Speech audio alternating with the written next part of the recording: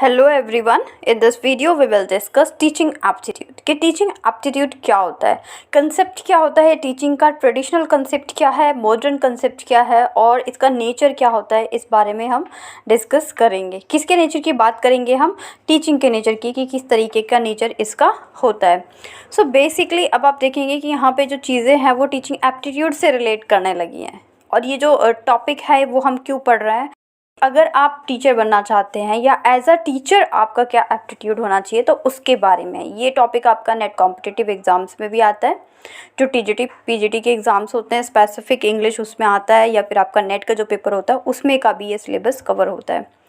So important हो जाता है। अगर हम बात करें ट्रेडिशनल मेथड की कि इसका कंसेप्ट क्या होगा, तो अगर इस टॉपिक की बात करें तो धीरे धीरे इसमें हम क्या क्या कंप्लीट करेंगे। टीचिंग में हम इसके कंसेप्ट को देखेंगे, नेचर को देखेंगे, ऑब्जेक्टिव्स को देखेंगे, लेवल ऑफ टीचिंग को देखेंगे, जो 3 लेवल पे इसके लेवल्स होते हैं, करेक्टरिस्टिक्स देखेंगे कि टीचिंग की कौन सी करेक्टरिस्टिक्स होती हैं, रिक्वायरमेंट्स, ये सारे टॉपिक्स को कवर करेंगे 1 बाय 1 अलग अलग वीडियोज़ में।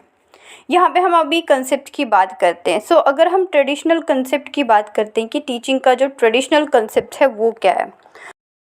आपका स्कूल टाइम था, या फिर जब आप डिस्कस करेंगे अपने पेरेंट्स से कि जब उनका स्कूल टाइम था तो किस तरीके का टीचिंग होती थी, तो वो बताएंगे कि जो आज की तरह से जो मेथड्स यूज़ होते हैं, जो टेक्नोलॉजी का यूज़ होता है, जो प्रोजेक्टर्स का यूज़ हो रहा है, स्मार्ट क्लासेस हो रही हैं, ये सारी चीज़ें नहीं होती थी। उस टाइम क्या होता था, चॉक एंड टॉक मेथड से टीचिंग होती थी। सिर्फ बोर्ड पे लिख दिया जाता था और ऐसे ही टेक्स्ट बुक को रीड करके इस तरीके से टीचिंग की जाती थी, पढ़ाया जाता था। So we can say that teaching is the act of imparting instruction to the learners in the classroom situation. It is traditional classroom teaching। और traditional classroom teaching में क्या होता है, teacher give information to the student और one of the student read from the text book। This is very important point कि जो traditional method था वहाँ पे टेक्स्ट बुक से रीडिंग पे फोकस किया जाता था, and while the other students silently follow him, और बाकी के स्टूडेंट्स उसको फॉलो करते थे। जैसे कि किसी ने बोला, एग्जाम्पल के लिए अगर मैं बोलूँ कि 2 1 जा 2, तो बाकी के स्टूडेंट्स उसको रिपीट करते थे। तो इस तरीके का मेथड यूज़ होता था ट्रेडिशनल कंसेप्ट में, ट्रेडिशनली जब पढ़ाया जाता था, जब टीचिंग होती थी। While imparting the knowledge of the student, teacher should keep in mind and child as well as orderly presentable of subject matter। यहाँ पे क्या होता था, दोनों ही, ना तो बच्चे बहुत ज़्यादा एक्टिव होते थे और ना ही टीचर बहुत ज़्यादा एक्टिव होता था। किस में?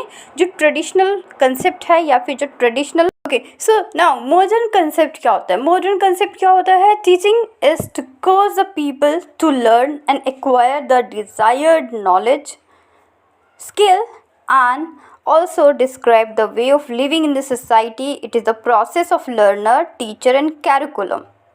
सो यहाँ पे जो टीचिंग हो रही है वो किसको देख के हो रही है? डिज़ायरेबल नॉलेज, जितनी नॉलेज की ज़रूरत है उतनी नॉलेज होनी चाहिए, स्किल्स होने चाहिए, और जो तरीका है, जो सोसाइटी है, उससे कनेक्ट करके टीचिंग को देना ही क्या होता है, हमारा मॉडर्न कंसेप्ट होता है। और मॉडर्न कंसेप्ट में क्या होता है? It is a process in which learner, teacher and curriculum and other variable are organized in a systematic and psychological way।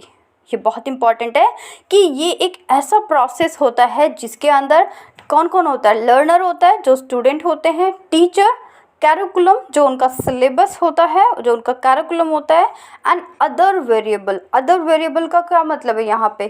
यहाँ पे क्लासरूम इन्वायरमेंट भी हो सकता है, ठीक है। तो इन सब चीज़ों को बहुत सिस्टमैटिक तरीके से ऑर्गेनाइज किया जाता है, साइकोलॉजिकली भी किया जाता है और सिस्टमैटिक भी किया जाता है। अब यहाँ पे साइकोलॉजिकली क्यों बोला गया है? क्योंकि देखिए, सपोज आप टीचर कोई भी कंसेप्ट को पढ़ा रहा है, मैं अभी यहाँ पे टीचिंग एप्टीट्यूड का टॉपिक कंप्लीट करेंगे। अगर हम एक बोलते हैं ना कि टीचिंग एप्टीट्यूड क्या होता है किसी भी टीचर का, तो उसमें बहुत सारे पॉइंट्स आते हैं। तो सबसे पहले मैं आपको क्या पढ़ा रही हूँ? कंसेप्ट ऑफ टीचिंग, कि टीचिंग का कंसेप्ट क्या है।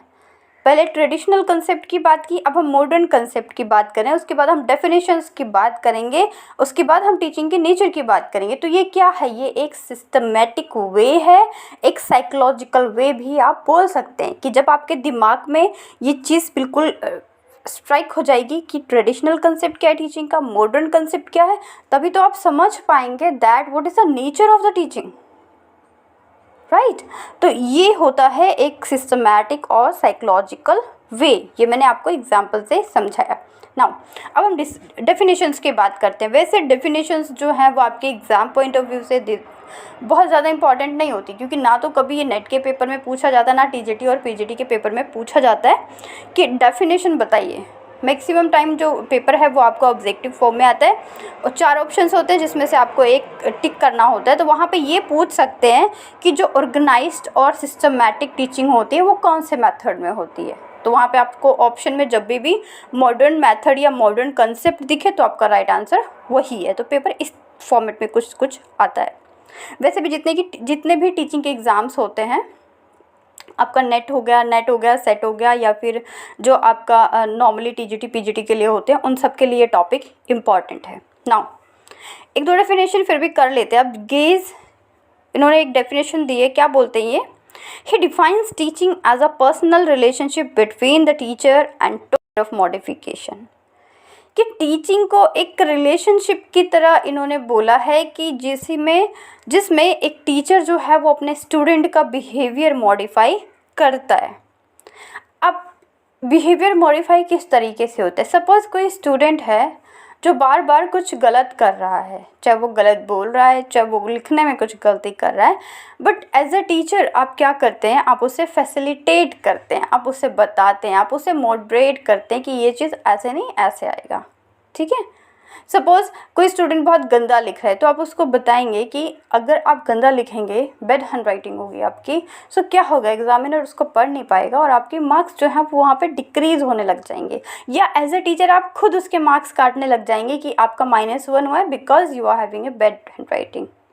तो आप धीरे धीरे क्या कर रहे हैं? उसके बिहेवियर को मॉडरेट कर रहे हैं, आप उसके बिहेवियर को चेंज कर रहे हैं, नेगेटिव से पॉजिटिव की तरफ ले जा रहे हैं।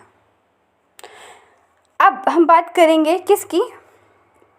एपीजे डॉक्टर अब्दुल कलाम, जिनसे आप सब फेमिलियर हैं। इन्होंने क्या बोला है?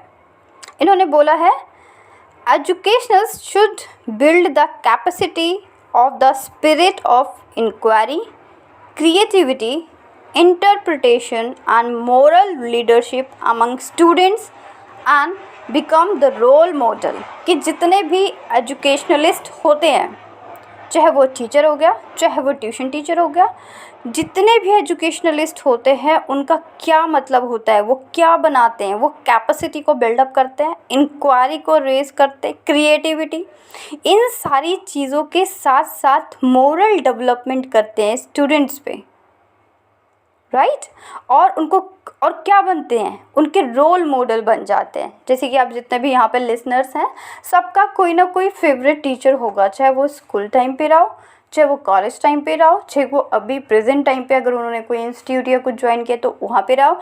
इनफैक्ट यूट्यूबर्स में भी फेवरेटिज्म होता है कि ठीक है, ये पर्टिकुलर यूट्यूबर मुझे बहुत पसंद है, या ये पर्टिकुलर यूट्यूब चैनल पे जो टीचर पढ़ाती है मुझे बहुत पसंद है। सो वहाँ पे भी फेवरेटिज्म होता है, ना जानते हुए भी हम उस इंसान को अपना रोल मॉडल बना लेते हैं। तो यही चीज़ यहाँ पे बोली है किसने? डॉक्टर एपीजे अब्दुल कलाम ने। अब बात करेंगे कि नेचर ऑफ टीचिंग, कि टीचिंग का नेचर क्या होता है। टीचिंग है उसका बेसिकली एक प्रोसेस के साथ काम करती है। तो सबसे पहले हम प्रोसेस की बात कर लेते हैं। एक होता है बाइपोलर प्रोसेस। जो टीचिंग है वो बाइपोलर प्रोसेस है। बाइपोलर का क्या मतलब है? जिसमें 2 पोल्स होते हैं, ठीक है। एक टीचर हो गया और दूसरा स्टूडेंट हो गया या फिर लर्नर हो गया। सिर्फ 2 ही लोग होते हैं, टीचर और लर्नर। ये जो बाइपोलर प्रोसेस है ये अक्सर आपका जो ट्रेडिशनल कंसेप्ट ऑफ टीचिंग है वहाँ पे ज़्यादा एक्टिव पार्टिसिपेशन तो होता नहीं है। तो वहाँ पे क्या है? सिर्फ 2 चीज़ें हैं। एक होता है ट्राइपोलर प्रोसेस। जो टीचिंग है वो ट्राइपोलर प्रोसेस है। ये मॉडर्न टीचिंग का कंसेप्ट है। इसके अंदर क्या क्या आता है? इसके अंदर आता है टीचर, लर्नर मतलब स्टूडेंट, ऑब्लिक करके आप लिख सकते हैं, और कैरिकुलम मतलब सिलेबस। तो यहाँ पे क्या है? ये एक ट्राइपोलर प्रोसेस है और ये बहुत इंपॉर्टेंट है, और यही आपका जो मॉडर्न कंसेप्ट ऑफ टीचिंग है उसमें यूज़ होता है। पेपर एमसीक्यू की फॉर्म में अक्सर आते हैं जितने भी कॉम्पिटिटिव हैं। तो वहाँ पे क्या पूछ सकता है कि जिसमें टीचर, लर्नर और कैरिकुलम तीनों होते हैं, वो कौन सा प्रोसेस होता है, तो आपका ट्राइपोलर है। आप वैसे भी बता पाएंगे कि हाँ ठीक है वो ट्राइपोलर है। कभी कभी हो जाता है कि ट्राइपोलर प्रोसेस में कौन कौन सी चीज़ें इंक्लूड होती हैं, तो वहाँ पे आपको दे सकते हैं कि टीचर हो गया, लर्नर हो गया, क्लासरूम हो गया। आपको अगर याद है कि क्लासरूम नहीं था, वहाँ पे कैरिकुलम था, तो आप उस वाले सीक्वेंस को ठीक कर पाएंगे। ये तो हुई प्रोसेस की बात।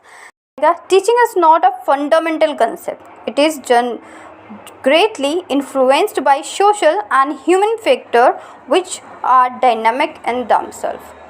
कि इसमें सोशल और ह्यूमन फैक्टर्स को ही इंक्लूड किया जाता है, सोशल फैक्टर को और ह्यूमन फैक्टर को इसके अंदर इंक्लूड किया जाता है टीचिंग में। Next is both art and science. अब टीचिंग जो है वो आर्ट और साइंस दोनों कैसे है? Teaching is both art and science. Why? It calls the exercise of talent and creativity, making it an art and involving the techniques, procedures, skill, ये सारी चीज़ें होती हैं इसमें and can be studied systematically। कि जो टीचिंग है वो किस तरीके से होती है, सिस्टमेटिकली होती है, एक सिस्टम के साथ करती है। Describe the improves making it science. बिल्कुल उसी तरीके से जैसे कि साइंस में कोई भी चीज़ जो होती है, कोई भी एक्सपेरिमेंट होता है, कोई भी डिस्कवरी होती है, जिस तरीके से वो सिस्टम के साथ चलती है, same as teaching is also moves in systematic manner. Now in next point C और third you can say diverse in application. अब इसका जो एरिया है, जो अप्लाई करने का एरिया है, that is also diverse in application. Teaching is of the diverse nature. It may have various forms as formal, informal, directional, institutional, formational, training, conditioning, talking, showing, doing, remedial. ये सब क्या है इसके application के areas हैं कि teaching का कहाँ कहाँ पे एप्लीकेशन किया जाता है, कहाँ कहाँ पे उसका यूज़ किया जाता है। So these are the different forms of the teachings nature. तो फर्स्ट नेचर हो गया इसका dynamic, social and human. Next हो गया इसका both art and science. And third हो गया डाइवर्स इन एप्लीकेशन। इसको नॉर्मली भी याद रख सकते हैं आपकी डाइवर्स इन एप्लीकेशन।